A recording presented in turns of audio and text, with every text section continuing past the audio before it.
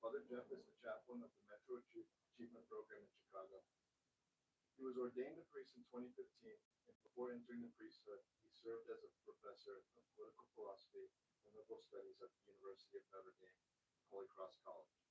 He has published books and articles on topics ranging from the French Revolution and contemporary geopolitics to the role of the Platonic philosophy in contemporary Iran. This week, Father Jeff will examine the phenomenon of doctrinal warfare and the ways in which elites and institutions have sought to shape Catholic teaching and the Church's understanding of human nature.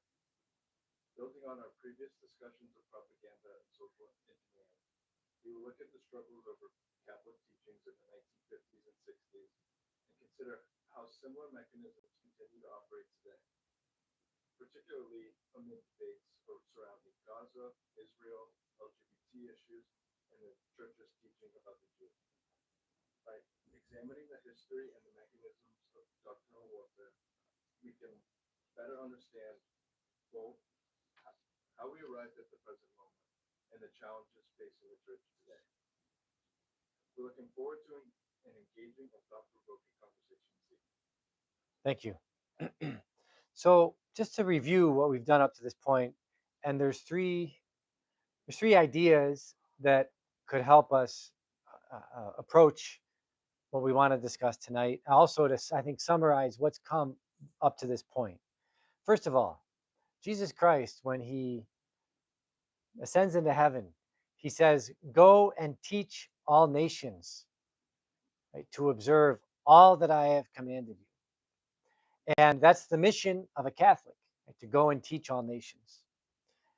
Now, the second point then is St. Paul reminds the Colossians. The Colossians were this little city in which a Judaizing sect arose, and they were denying the divinity of Jesus Christ early on. So Paul has to write to the Colossians to remind them, and if you reread the first chapter of the Colossians, he reminds them that Jesus Christ is the creator of all things. We need to consider that Jesus Christ is the creator of all things.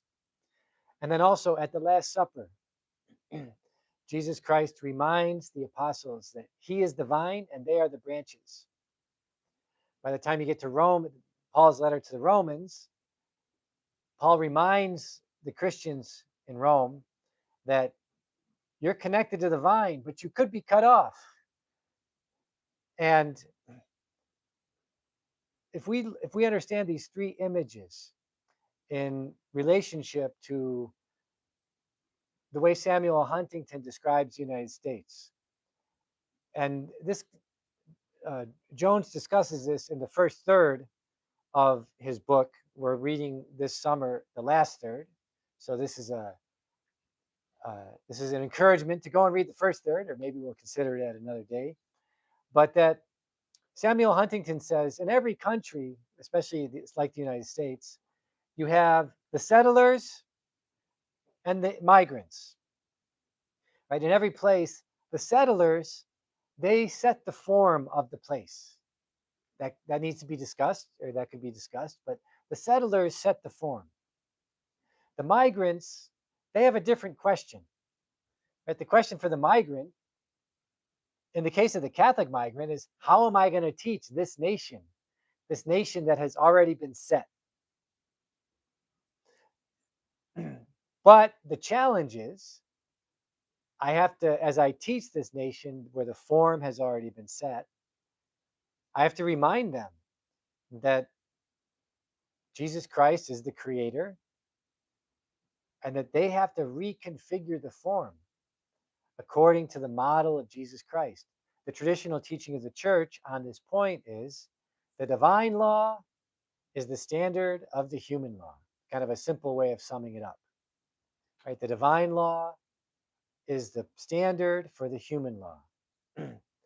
And what we've gone over in previous classes, looking at the Catholic neighborhood, looking at the propaganda efforts to get the ethnic groups on board in the First World War and the Second World War, is that if you go back to that John Dewey seminar just as a point of review, if you go back to that John Dewey seminar from 1914, 1915, when they went and they studied the Polish neighborhood in Philadelphia, the fundamental thing they saw, which was problematic from the John Dewey standpoint, was the lines of communication. They realized somehow we have to break these lines of communication between the Pope, the bishop, the priest, the people. We have to break these lines of communication so that the people get their image, they get their identity no longer from the church, the sacraments, and whatnot, but they got to get their identity more from us. We spent the whole lecture reviewing the plan that these students in John Dewey's seminar in 1914, 1915, by the late 1930s, they were involved in the formation of housing and urban development under the Roosevelt administration. They were involved in putting together the policies that got implemented from the late 1930s all the way up until the 80s in many places, 1980s in many places, of how do you break apart these Catholic neighborhoods so as to create different lines of communication. So what we want to do tonight is we want to look at, well, not only how were those lines of communication changed, but we also want to look at the content of how they were changed and kind of what the effect of all this was. And if we were to do a little bit of a focus if we were to do a focus following what's in the book from chapters 46 to 48, I think we would focus on the Italians. So the Italians are an immigrant group that starts coming to this country in a major way in the late 19th century. And the Italians, when they first came to this country, they were not considered white. There's a book called How the Italians Became White.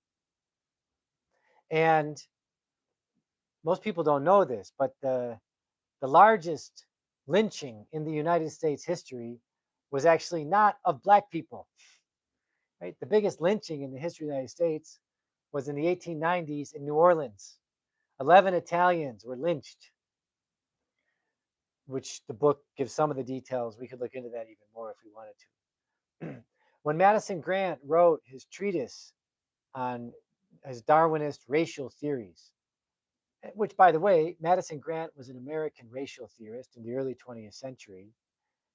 Someone who really liked the writings of Madison Grant was a certain leader of Germany named Adolf in the 1920s and 1930s. A lot of Madison Grant's ideas were starting to get inscribed even into our legal system. In fact, there's a Catholic judge on the Supreme Court right now who she prides herself on the Jacobson as following the Jacobson decision, which was kind of like Madison Grant inspired, right? As far as forcing people into medical procedures to limit the population. That's another story for another day, or for the Q&A if you want to get into that one. But Italians were not, in Madison Grant's theories, there were three, there were the most human were the Anglos and the Germans, right? Those were the most human of all humans. Right? The little less than human were the Slavs, the various Slavic races, then also the French, the Irish, right? And then the demi-humans were like the Spaniards, the Italians, and the Africans. So when you can go back to, again, the late 19th century, and you look at the political cartoons from that time, oftentimes it was the Irish and the Italians that got portrayed as monkeys, kind of imposing a kind of Darwinism onto them. So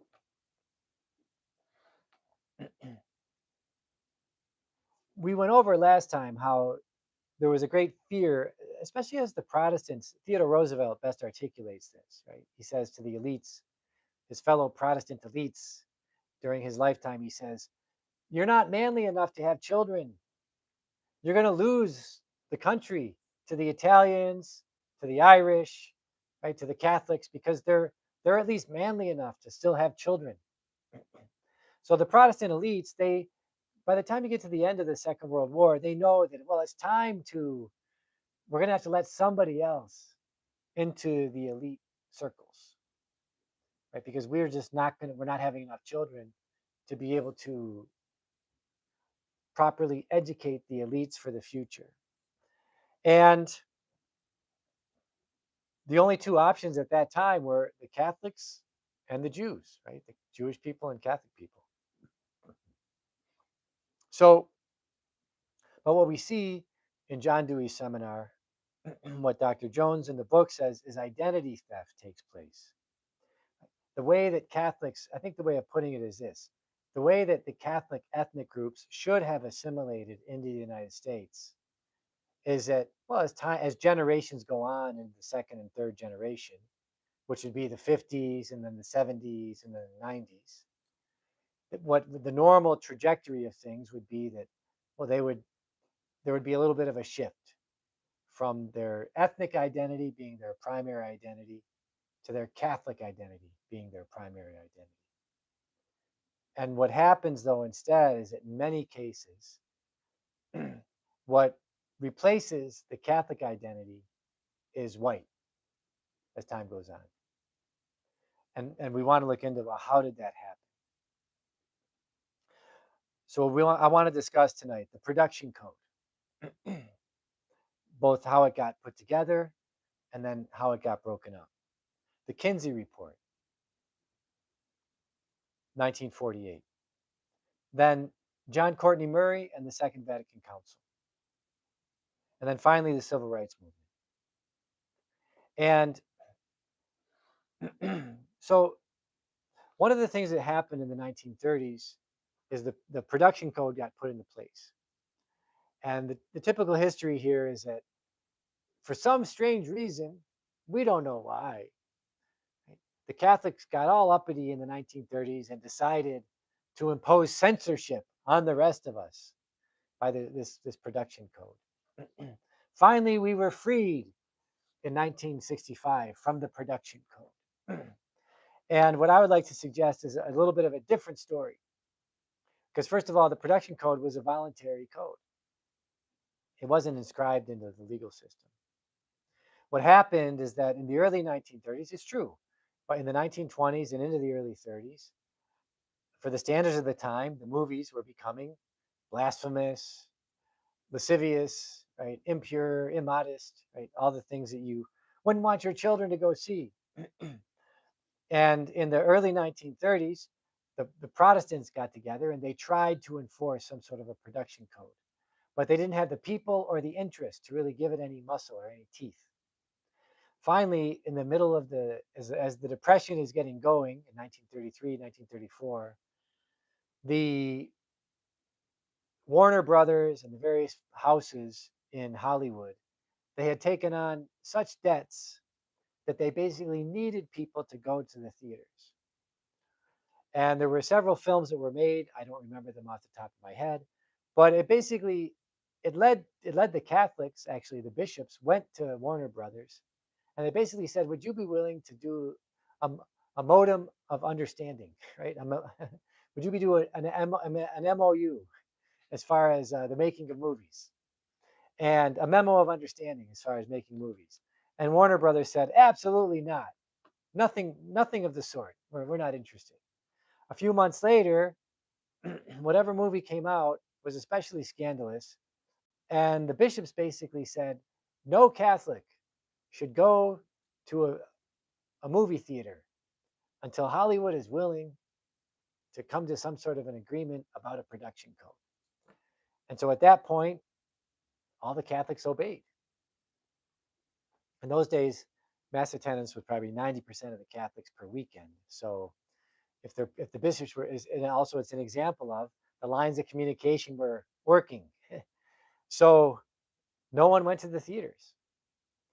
And so this got all of the movie companies to the point of potential bankruptcy. So they went in they got Joe Breen. He became the go-between between Hollywood and the bishops. They with between Joe Breen, they got Joe Breen to bring them into the Archbishop of Los Angeles office. And again, it was a different age, right? But the Hollywood moguls went into the Archbishop of Los Angeles office walking on their knees, right, to try to get him to basically to say to him, how can we get your Catholics to come back to our films, to come to our theaters? And the Archbishop said, well, let's agree to a production code. So that's what they did. Between the Catholics got together with the Protestants, and they drew up a production code, and everybody signed on. And a committee got to review the films before they went into the theaters, and stuff would get taken out. During the First World War, there was no problem with the production code. But after the Second World War, after the Second World War, in the 1950s and then into the 60s, this is when Hollywood starts to try to, what can we do to break the code? Now, there's several problems when they go to break the code. Number one is that many of the Protestants who in the 1930s had signed on to the production code, many of those churches by the 1950s and 60s had become much more lax. So the standards that they wanted, like for example, in the 1930s production code, the Catholics didn't care if anybody smoked on screen or not. But the Protestants in the 30s didn't want any smoking on the screen. So that one of the things in the production code was no cigarettes, no lighting of cigarettes in the film. Because that's another history, the cigarettes as a symbol of sexual liberation back in the 1920s and 1930s. So by the late 50s, early 60s, there's all sorts of ways in which Hollywood is trying to make films to break the production code. They tried a few comedies that didn't quite work. Then finally, in the mid 60s, they came up with this film called The Pawnbroker. We reviewed it last time. We mentioned it last time. Where there's a scene in The Pawnbroker of a Holocaust survivor with a black prostitute in bed, right? And they show stuff that violated the production code. So in other words, they used the racial issue and the Holocaust issue, inserting that into the film so as to break the code. And they knew that that's what they were doing. After the production code breaks down in 1965, basically there's no I think still there's the system of ratings, G, PG, PG-13, R, whatever, right? That didn't exist until the mid 70s. There's no, basically it's the wild, wild west. So that in the early 1970s, you have one of the top grossing films was a pornographic film, right? In the main theaters, right, of the country. I know we're in a different age now with different problems. But so one of the reasons that could happen, and before I give you this reason why it happened, I just want to mention one image. The 1954 film On the Waterfront. Marlon Brando he's Italian. Again, I want to focus a little bit on the Italians tonight. On the Waterfront, a classic pre-sexual revolution social justice movie. Right? There's the guy who's trying to be the boxer. There's corporate interests that are going to destroy the waterfront, the family lives that are there, the wages that they earn. Right? It's a real effort to try to make a movie that deals with wages, families, the problems of a city, someone trying to be a boxer, and all that's entailed in that. And Brando in that movie is 30 years old. He's a young guy who could have been a boxer. I could have been somebody, the famous line from the film. But there's a kind of innocence in that movie. There's a lack of anything that would really suggest of immodesty or going against the sixth commandment. And that's, even though it's after the Kinsey report, the Kinsey report came out in 1948. It's before the Kinsey report, and Kinsey became popular, more widespread among the people, which happened more in the 60s and 70s. So the Kinsey report comes out in 1948. And at least initially, Kinsey was a fellow who studied bugs. He was an entomologist. But somehow he produced this report on human sexuality in 1948. And we know now that, and we're not surprised now, that someone who purported to be a scientist really was not a scientist, right? That so many of the conclusions from the Kinsey report, like he reported, for example, that 10% of all men were homosexuals. But we know now, looking at even how he collected his data, most of his data was collected in prisons around New York City, right? So it was a very skewed data set. And also, he spent a lot of time in the homosexual demi-monde of Lower East Side Manhattan, which also further skewed his data set. But Kinsey basically came out with his report. Eventually, Kinsey was put on the cover of Time magazine as being like, he's the new science for what human nature is. And there's other figures who have been put on the cover of Time magazine, which we want to introduce now. The founder of Time magazine and the publisher of Time magazine was Henry Luce. He also helped found Life magazine and Sports Illustrated, among others.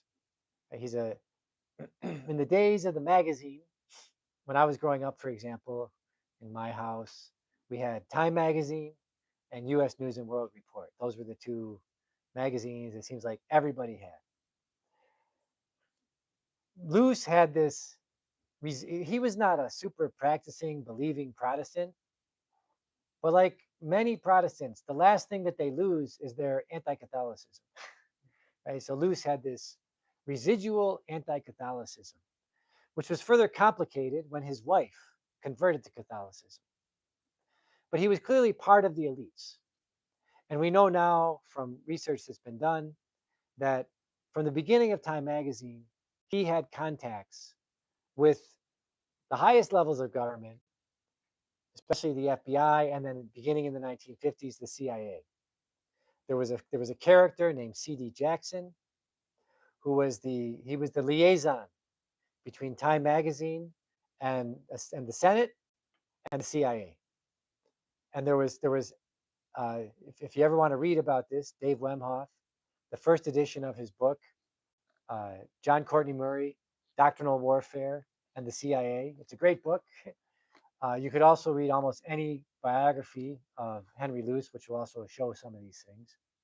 But Dave Wemhoff's book points out, showing all the documents going back and forth between Luce and C.D. Jackson and the CIA and certain senators to coordinate and to implement what's called doctrinal warfare. So Luce commissioned a professor of at all places of Catholic University of America to help him develop a program, and working with the CIA to help him develop a program of psychological warfare and doctrinal warfare. So in the mind of this professor, as Luce understood it and as he implemented it into his magazine, psychological warfare is more directed at, well, how do you condition what the images that people see and what ideas they attach to those images. Doctrinal warfare is when you realize there's an institution, and if I can, I want to take over the means of communication of that institution. And I want to use it to get my ideas into the minds of those people. So when Luce was developing this doctrinal warfare program, he literally says, it's no longer I want to break the chain of communication of the Catholic person from the pastor or from the bishop or the pope. He says, I want to use the institutions of the church as a vehicle for communicating my ideas. Right? So it's a much different By the time you get to like the late 1950s, Luce has done the studies and he's realized, you can see this in memos that he writes back and forth with C.D. Jackson and others. By the time he gets to the late 50s, Luce realizes we've succeeded.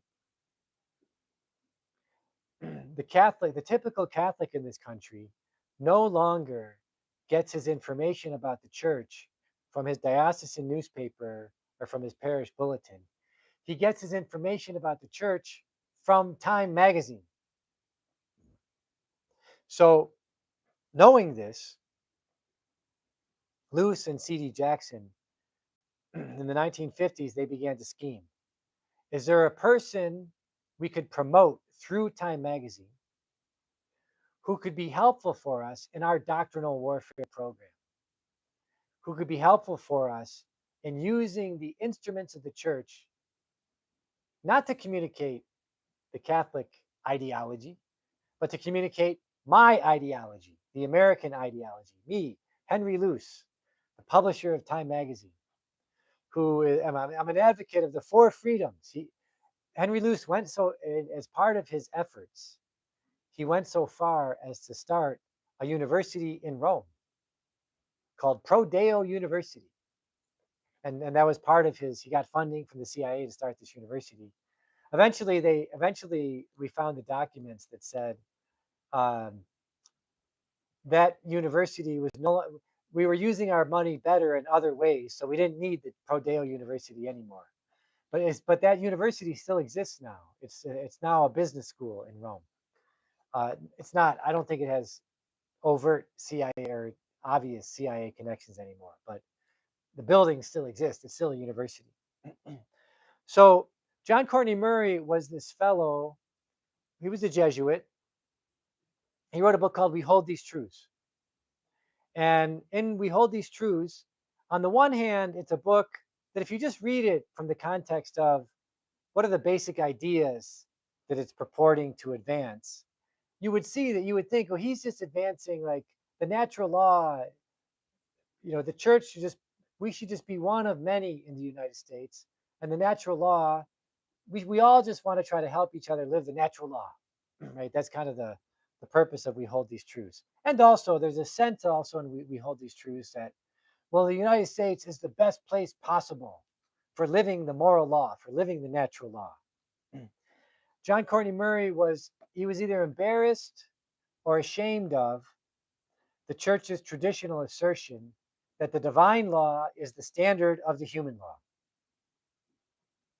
And so once the Second Vatican Council started, just to take a step back, in the early 1950s, for some of his writings against the traditional teaching of the church that the divine law is the standard of the human law, the Pope silenced John Courtney Murray for 10 years. Right? That's a whole other story we could go into. But Time magazine promoted him. And other philosophers and theologians really promoted his ideas to the point where at the end of the 1950s, he was no longer silenced. And he also got put on commissions helping to write the documents of the Second Vatican Council. And the one document he was on the commission was, in Latin, it's Dignitatis Humanae, right? The document on religious freedom. And when you look at the back and forth on that document, there's one teaching he did not want to be put. There's one line. He fought tooth and nail for one line to not be put in that document. The line being that the divine law is the standard of the human law. And on the penultimate draft of the document, before it got made official, someone was able to get that line into the document. The divine law is the standard of the human law. John Courtney Murray was so upset by this development that he got himself positioned to be the first translator of that document into English. And he left that line out of the first English translation. So the just as a little bit of an aside, in chapter 48, Dr. Jones mentions this book this speech that John Paul II gave at the Liberty Bell in 1979 when he spoke at the Liberty Bell. And precisely in that speech, John Paul II, he said a few things of note. Number one, he said, yeah, it's great to have freedom of religion, but we have to remember that freedom of religion has to take place within the context of the moral law. And then the next thing he said was, we also have to remember that the divine law is the standard of the human law. Almost as if to say, hey, John Courtney Murray, you left something out of your little translation of this document into English. And I'm just here to remind you of that. It was a very indirect way.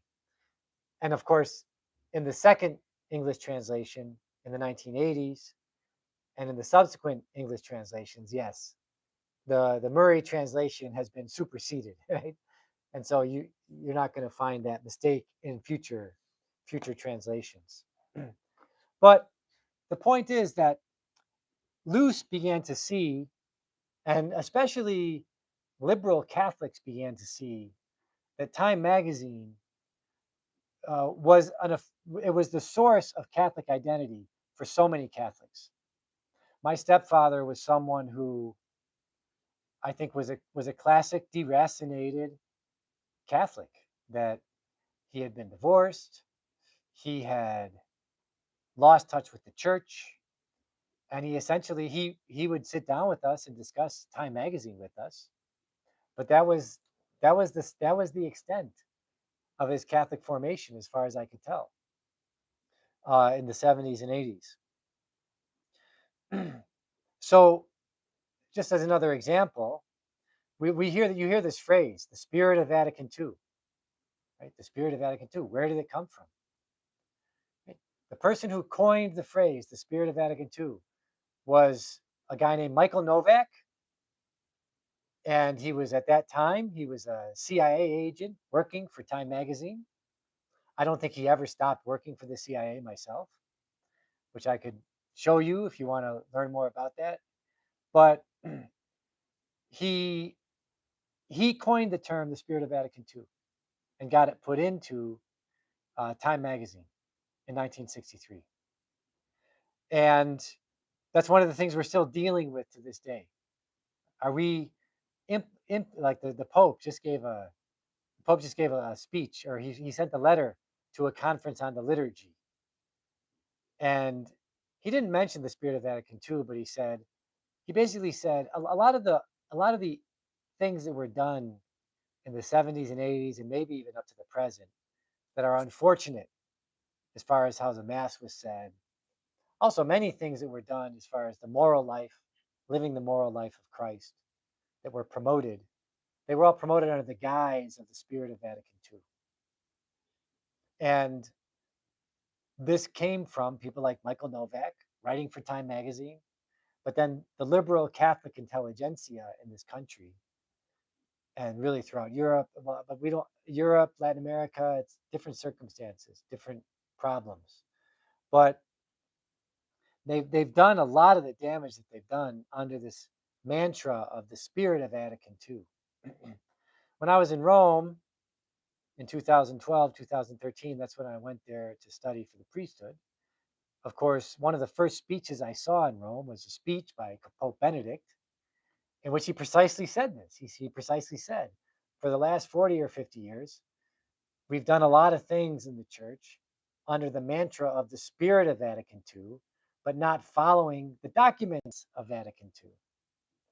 So we now need to start implementing the documents of Vatican II, the actual teachings.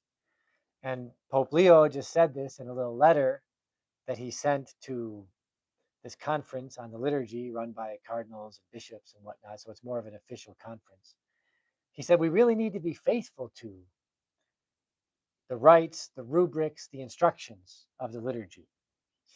In other words, not the spirit, but what's actually written, what's actually there.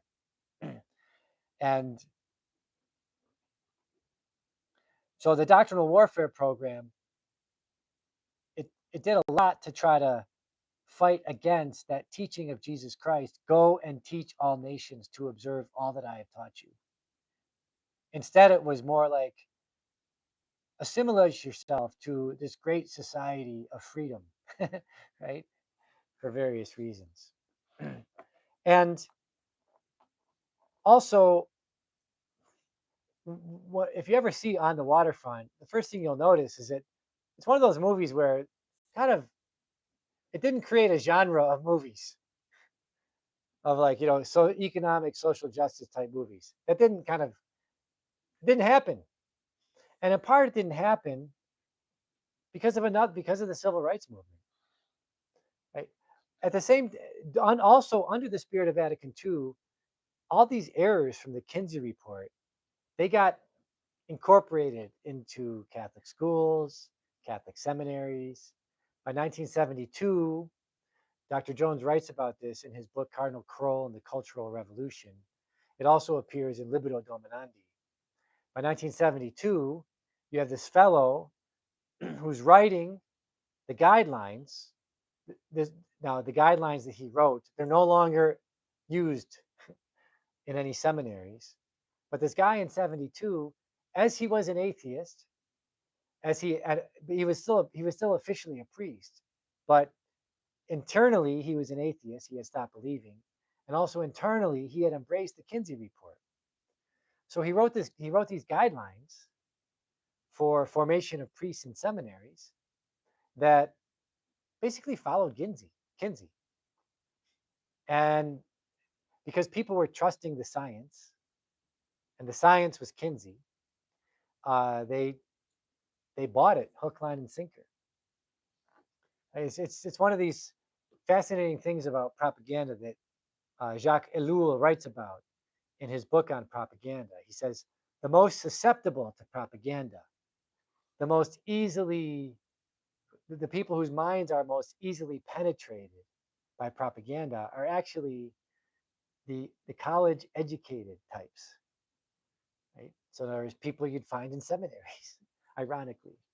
Uh, this reminds me too of Mark Crispin Miller writes about this, and he'll also tell Mark Crispin Miller is another professor who's an expert in propaganda at New York University, and he's written about it extensively. He's given lectures on it, which you can find on YouTube.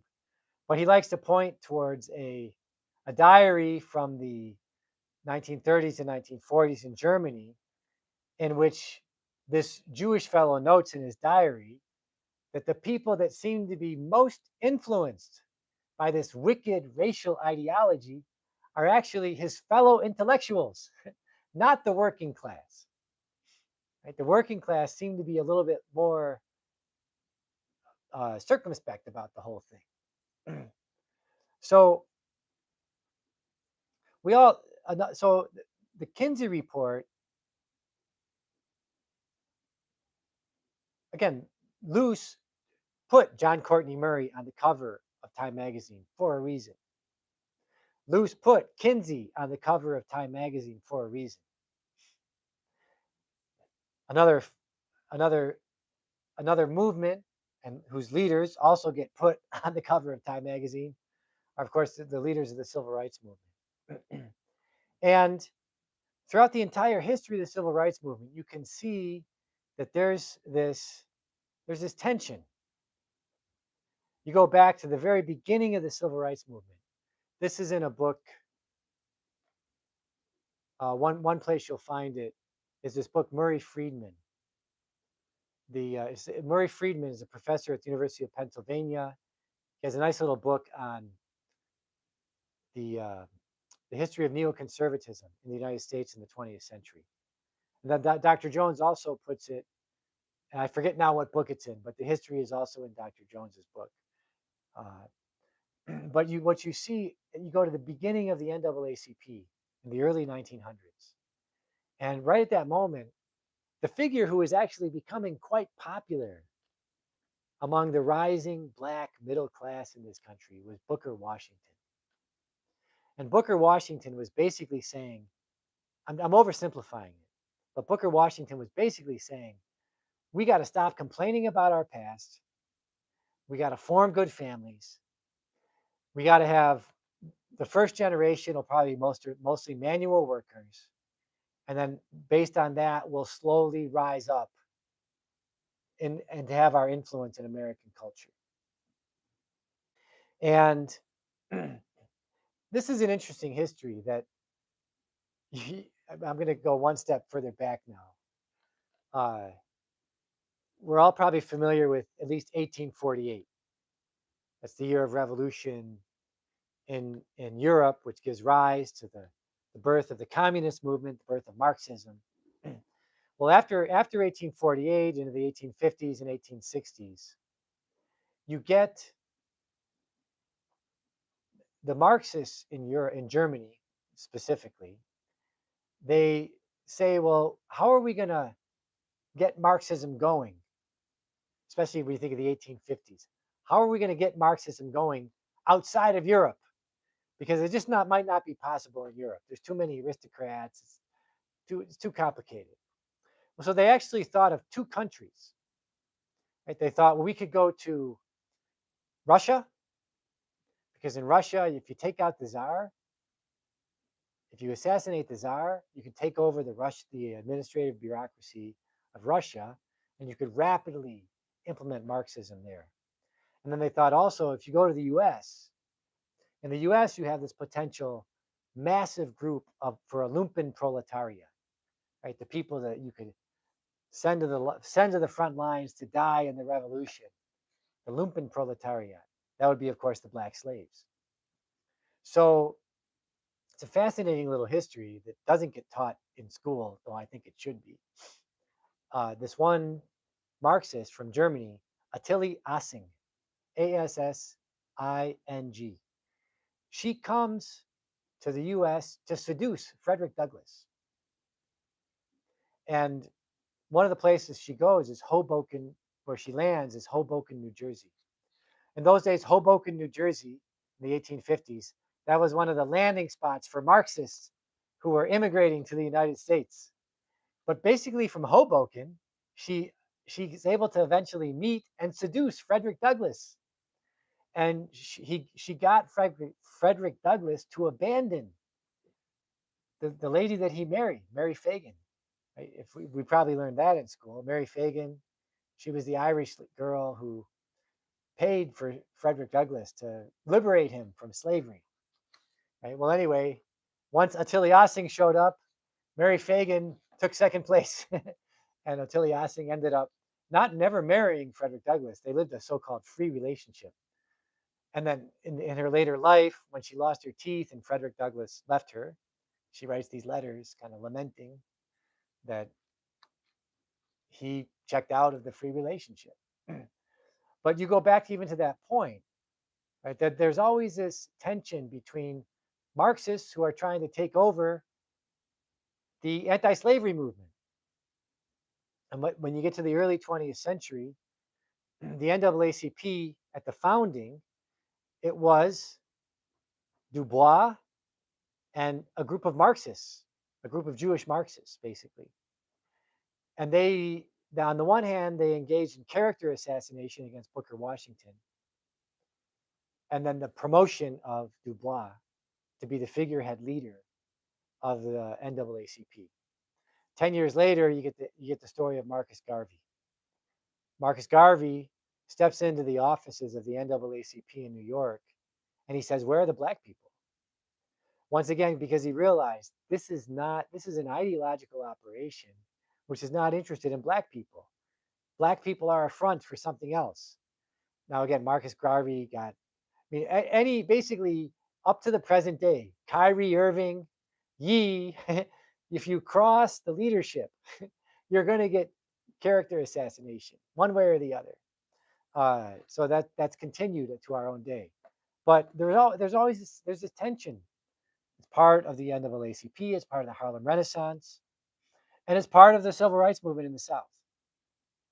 Between an effort by, oftentimes it was Jewish Marxist handlers, right, who were very close to figures like Martin Luther King, and it wasn't clear.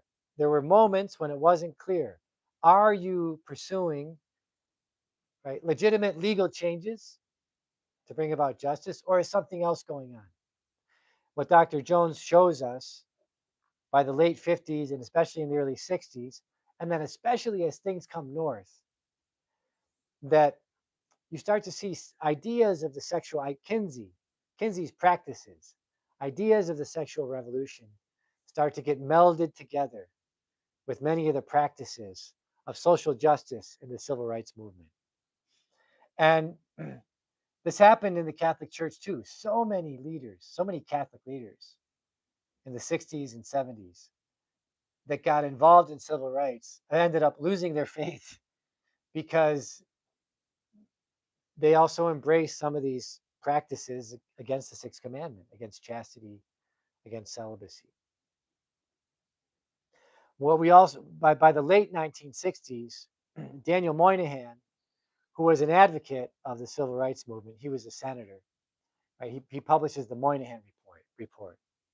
And he says, well, what we need to go back to, he doesn't say Booker Washington, but it's the same idea. He says, the way civil rights are being implemented, they're not being implemented to support the Black family.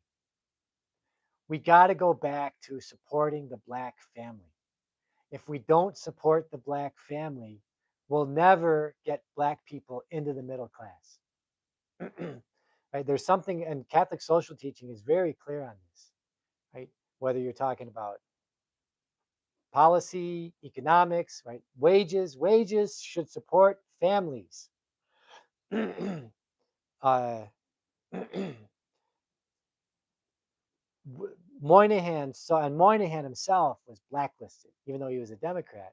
He got blacklisted by his fellow confreres simply because he was saying that the way that these policies are getting implemented, they're not promoting the family. By the late 60s, early 70s, you could already see the results. And you look at the statistics. Before 1960, the Black family was entering the middle class. And it's since the implementation of the civil rights movement that it actually gets worse. Right? So you can just demographically, those figures are there. So what ends up happening is that by the time you get to the late 60s, early 70s, in fact, just reflecting on the whole situation, he was a Marxist professor, and I don't know if I would recommend him, but Noel Ignatieff, he wrote the book, How the Italians Became White. Right? And so I think the argument of the book is that, look, if you're an ethnic, the lines of communication get broken by organs like Time Magazine. And then what happens? If you give over to the apparatus of the sexual revolution, you're going to lose your identity. And you're going back to the ancient world, right? The truth is the opinion of the powerful. The Henry Luces of this world, right? They will give you your identity. And so that's what Ignatieff says, that he shows how in his book, by the time you get to the 1970s, the 1980s, these Italians who were lynched in the 1890s for not being white, now they're basically in many instances just calling themselves white. By the end of chapter 48, Jones argues what you see in Trump 16 to 24 is a return of the repressed. That's the phrase he uses on page 479. That Trump is able to articulate the instincts of the Protestants who have disappeared, and especially the large group of forgotten Catholic ethnics, right? The working class Catholics who had no program for them. There was no civil rights movement for them. They don't generally go to the Ivy League schools, so they're not involved in that dynamic. And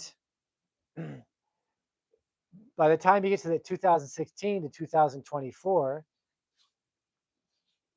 someone like Trump in American politics, again, we're not talking about voting for him or not, but what we are saying is that in his elections, when he's running, he's able to articulate a, a number of points: the importance of the family, wages, right? No new wars, right? So some of these ideas that got articulated in both of his candidacies. They also get articulated, by the way, by Bernie Sanders when he's running in his primaries. So it's not just both sides see this in some way. They're articulating like the lost arguments of these repressed Catholics. And right before we started tonight, some of us were talking about my own experience at Harvard from 2018 to 2024. And I would say also there, I think you see this dynamic going on in some universities throughout the country right now, where so many kids at Harvard that I met who started practicing their faith at Harvard, right? The way that they started it, it's not that somebody gave them a doctrine class and said, here's Catholic doctrine, you should accept it. It's that they stepped foot on campus and they realized something's not right here, right? There's something going on around me that people seem to be against me for some reason, but I don't even know what it is. And usually what those people would do is that they would look into the history of their family and they realized, oh, I have a Catholic grandmother, or I have an uncle who's converted to Catholicism, or my parents were Catholics, right?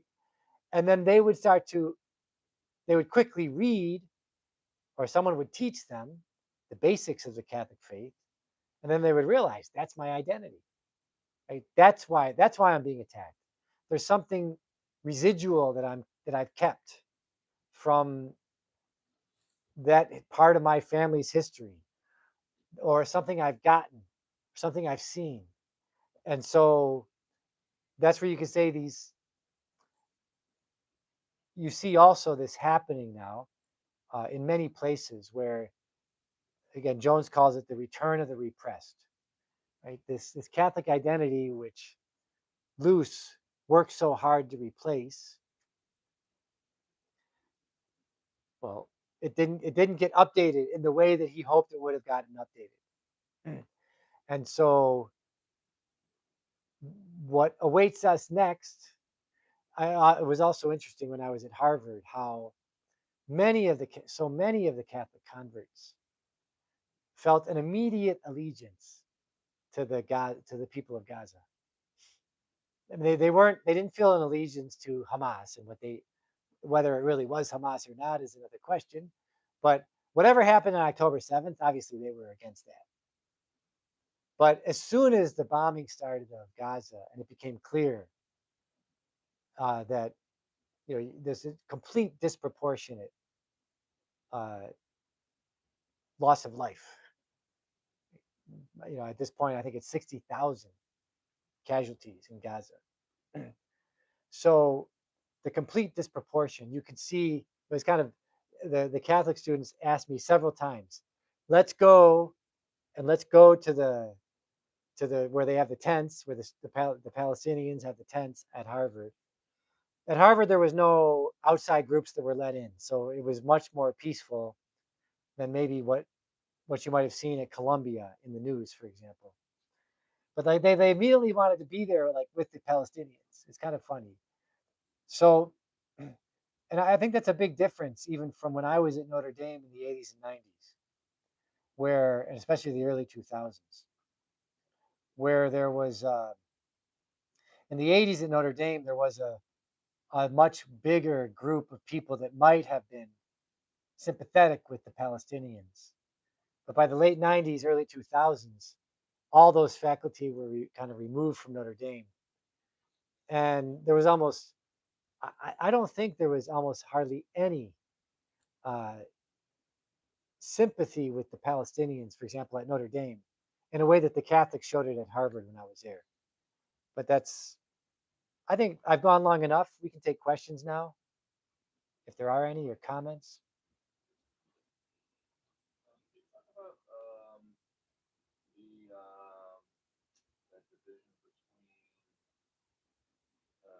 there was the original division between Dubois, and then Garvey, and then who's the first guy you mentioned? So you go back to the 1850s, you got Frederick Douglass. He's one of the leaders of the. Booker T. Washington. Yeah, so Frederick Douglass is the 1850s, early 1900s. Booker Washington versus Dubois. Yeah, Dubois, Booker, and then Garvey, and then I've heard people say that MLK and Malcolm X is more like Dubois and Garvey. Or what's your thoughts on Malcolm X in general? Yeah, so I would say if you want to read about this, the book is again Murray Friedman. He wrote a book. He wrote the neoconservative book. He also wrote a book called The Black Jewish Alliance. And so one of Martin Luther King's advisors is Levinson. And J. Edgar Hoover, the FBI, they got their eyes on Levinson. J. Edgar Hoover also, Jones points to the book. You can read about it here, but there's also another book that shows it. Hoover was also blackmailing Martin Luther King because he essentially had a mistress in every city. So there's a professor at Michigan, at the University of Michigan, in the middle of the 1960s, and I'm blanking on his name, but it's in the Friedman book. And this professor basically writes, he says there's been an alliance between blacks and Jews going back to almost the Civil War, and blacks have gotten nothing out of it. And he says, you look at the last 15 years of the Civil Rights Movement, all the social benefits have actually gone to the Jewish participants in the Civil Rights Movement. They haven't gone to black people. And I'm just blanking out. So he was a professor at the University of Michigan in the 1960s. But he wrote a book which in the day had a big influence in the founding of the Black Panthers. And also had an influence with Malcolm X and people that end up following Malcolm X. Because basically and the Black Panthers, Malcolm X, this professor at Michigan, they make the argument. I don't know if they make the argument explicitly. We got to go back to Booker Washington. But they do make the argument, we got to take matters more under our own hands. No alliances with the Bernard Levinsons of this world, right? Or whatever his name was, Levinson. No alliances with the Levinsons of this world. We got to look out for ourselves. And then, well, now it's admitted that I think here in Chicago, right, the FBI went in, they had an insider in the Black Panther movement. They were able to spike the drinks before they went to bed, so that when they got up in the middle of the night during the raid, they looked like they were crazed, so then they could shoot them. But that's kind of an outline. But the book to read would be The Black Jewish Alliance, which will tell you the name of this. We could look it up very quickly. The name of this professor. His book was decisive. This University of Michigan professor, as far as calling out that there was this unwritten contract between Marxist Jewish leadership and black people, but that the black people really weren't benefiting from it. We know publicly that Martin Luther King was a member of the Communist Party, and I heard about Levinson before. Is there any truth that he was writing his speeches and helping him write these famous speeches that are still utilized today? Yeah. So the question is, did Levinson help him write his speeches? I think he did, but I haven't studied it in depth. But it's normal for someone of that stature to have speechwriters also. So I'm sure there's a lot of people that, well, just today we saw that in the news that congressional staffers left and right are all using AI to help write legislation. So everyone's, I mean, every president, every public figure has speechwriters going back to the ancient world. So And then Nolan Noctia's book, I read how the Irish became white. Um, I almost I would say not agree with, but it exposes the that category of the mind as far as race yeah, that Jones references regularly, talks about this. Um, and I still see that, I still have relatives that come over and they said a German and an Irish person wouldn't call themselves white. They would call it, well, he's Irish, I'm German, etc. In a way, does he kind of out one of the tricks that is attached to the categories of the American Empire as far as race that they like to corral people into once they were successful? well, actually, some of this has come out. It just uh, when I was in like now it's come out in FOIA requests that have been made. This when I was in Boston, you started to see these people showing up. They would say they're a white, some sort of white group, uh, and they always had masks on and hoods, and they even covered the sides of their faces. And I like the first time I saw them, I said to myself, "This is an FBI. They're creating whiteness." And uh, they now it's come out. Yeah, it was the FBI that was creating this group. But there's other articles I could point you towards where there's a lot of circumstantial evidence that they are trying to fuse together Catholic traditionalism as another white group. And I think in the previous presidential administration, there was an explicit effort to do this, to fuse them together.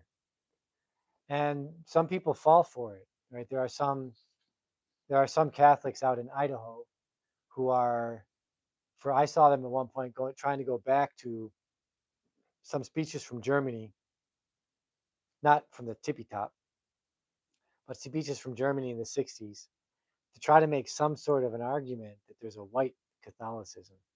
And then lastly, I had a question about: do you think that um, Hispanic cultures, ethnic enclaves that are here, are going through something similar right now with like the term Latinx, and they want to guide them into this group, kind of like they did with ethnic Europeans?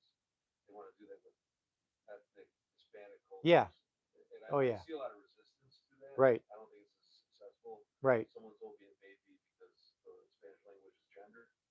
Yep. There's a little pushback there. Right. They are a little more grip on their Right. cultural identity.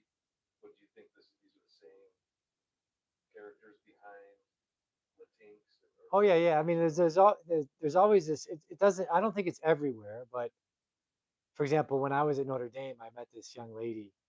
One of my students was a fifth generation Chinese from St. Louis, and it seems to me the Chinese were not this. They never got the Chinese in this country were never subject to the ethnic cleansing that the Irish and the Polish and the Italians were subject to. So this young lady could live for 5 generations in her Chinese neighborhood in St. Louis, on and undergo a more natural assimilation. She still spoke Chinese in her home and in her neighborhood, which was typical before the Second World War. Like the fellow who lives in this house, until he went to school, he spoke German at home, and everyone spoke German at home. So from the 1820s until the 1950s or so, there was a kind of accepted ethnic pluralism in many parts of the country where you could speak your ethnic language in your neighborhood or in your little town, and you would also speak English as the lingua franca of the country. But that all got changed in the 30s and 40s. The regime that we've been talking about, the regime that's in place from the 1945 or so until the present. Yes. You mentioned about John Dewey's studies like project 1914 to Polish neighborhoods in Philadelphia. Yeah. Any study has to have purpose. Any study has to have financing. Yeah. What was the thought behind that, and was he done after in the field, or was it really after in the field? Yeah. So John Dewey taught a seminar at Columbia University in that previous school year. And one of the participants of the seminar was a businessman from Philadelphia named Albert Barnes. And by that point in his life, John Dewey was very much opposed to the Catholic school system. He was very much pro birth control. He was very much in favor of there being a universal public school system. And he even went so far sometimes to push it. There should be no private schools, just everybody in the public schools. and, uh, and during that seminar, he spoke a lot, like he just went off on, in that particular seminar, he spoke a lot about how we don't fully understand the Catholics, so we don't really know how to deal with them. And so Albert Barnes, being a wealthy businessman, he offered to finance for John Dewey and anyone in the class that wanted to study, to go to Philadelphia and to live in a Polish neighborhood for the summer, to sociologically better understand how they were structured, so as to understand how to deal with them. And was John Dewey, so for this particular project, he was financed by Mr. Barnes, but I guess he also played like broader role in the American educational system. Yeah, he's fundamental to the John Taylor Gatto describes it very well in his book, The Underground History of American Public Education. He was very influential in trying to promote the public school system. And also he was very close to the Rockefellers. So eventually they bring him to the University of Chicago. Yes. Thank you, Father. You had mentioned about the Catholic liberal intelligentsia, and I could see like maybe like 50s, 60s, 70s, 80s being kind of the predominant kind of strong force within the American Catholic Church. Have you seen that shifting back? Because it seems, and you know, could be just the echo chamber I live in, that the stronger voice out there today is more of a traditional bent. And I think at least what I hear is happening in seminarians is kind of a return to orthodox or tradition. Right. Teaching. Yeah. So basically, if you want to read about this, Jones's book on Cardinal Kroll is very instructive. That I think in what you're saying, the 60s and 70s and into the 80s, by and large, the bishops were relying on the leftist Catholic intelligentsia. And there was very little awareness that the Catholic intelligentsia were working against, that they were like subversive from within. Just today or yesterday was in the news that the Catholic Biblical Association appointed a Jewish lady to be the president of the Catholic Biblical Association. But if this were 70 years ago, there would have been several bishops at this conference, and they would have been taking their cues from this association. But I think at this point, that association is kind of off on their own, doing their own thing. Many Catholic universities are this way as well. they still have their place. They still have their students. They still have the families connected to them, but they're kind of like they're like branches that are, I am the vine, you are the branches. Beware, lest your branch get cut off and another be grafted on in its place.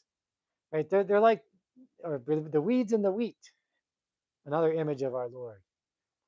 Well, don't cut the weeds out, but let them both go together, and the angels will take care of it at the end of time. I think much of the I think many bishops now, they see that the Catholic intelligentsia of the left, and also to some degree of the right, in a different way, that they're like the weeds, they're like the wheat. Sorry, they're like the weeds. They're branches that are wilting because they're not proclaiming the gospel. And because of that, the bishops aren't relying on them as much in forming their seminaries in the way that they did in the 60s and 70s. So the bishops have taken their like I don't know how true this is, but I like to tell people, because someone said it to me, if there's one thing a bishop has control of in his diocese, it's his seminary. And going back to the 80s, you can see that John Paul II encouraged encouraged bishops to start, if they needed to shut down their seminaries, to restart their seminaries.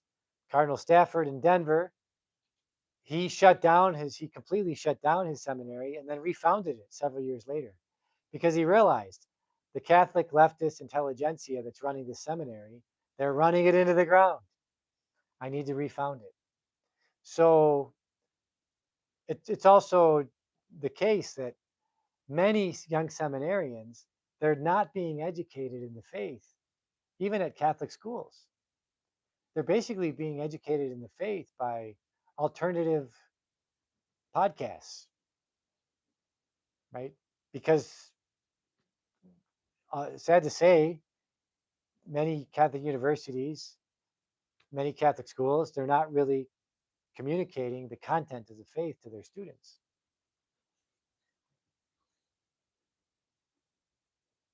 That happens here in Chicago. I mean, Oh, yeah. Mundelein Seminary, Cardinal George, Yeah. really did good efforts in Right. kind of cleaning that up. Right.